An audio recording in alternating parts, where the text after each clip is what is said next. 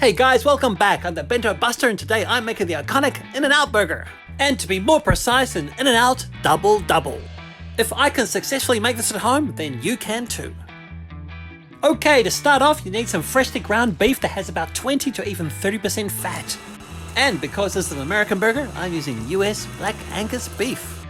And that's got nothing to do with the fact that it's way cheaper than Wagyu, but it is a nice change. Okay, what a transformation. That ugly piece of beef is now some fluffy ground mince. The next step is to toast a hamburger bun. The quality of the bun can really make or break this burger, so please make some effort when choosing your hamburger buns. And when they're golden brown, they are done. Now the next step is to form the beef into 2 pucks. These pucks will become our beef patties, and each puck weighs about 100 grams each. And once those pucks are on the skillet, season them with some salt and pepper. Oh, and don't forget to add the parchment paper before you smash them. And if it's windy, watch out because that parchment paper may just take off. Next, it's time to smash the pucks, transforming them into 2 all-beef patties. And for me, this is the best time when making a smash burger, because the aroma from the beef is amazing. And when the edges of the burger have become nicely browned and gnarly, it's time to flip them.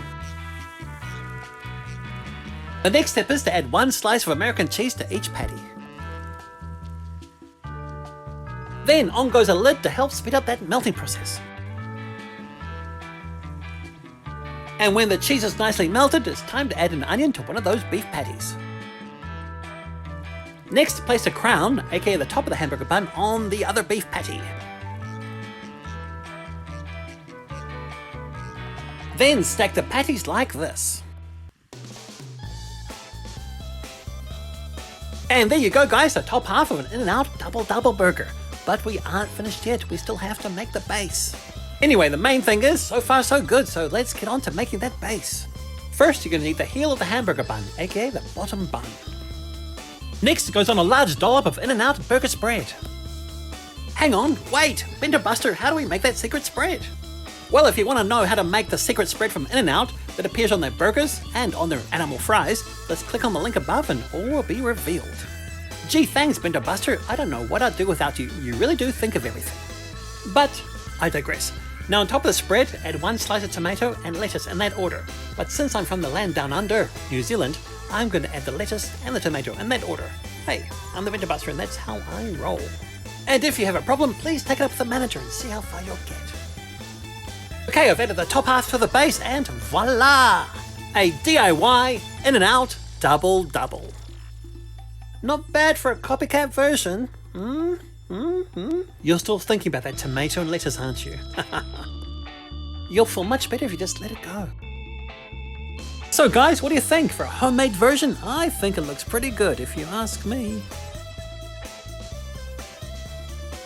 Okay guys, now this does look really good, but I'm wondering what it tastes like. Wish me luck, I'm going in. Oh yes, that is double-tastic. Inside or outside or in and out, it's really good.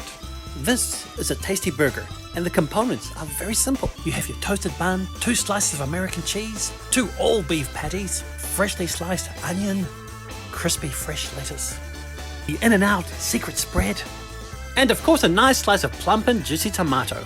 Or is that tomato? What is the secret to an In-N-Out burger? Is it the freshness? Is it the beefiness? Is it the sweet and tangy secret spread?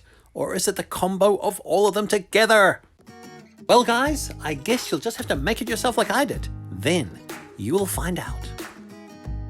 As always, thanks for watching. I'm the Bento Buster and I'll see you next time. Take care and kia kaha. Stay strong.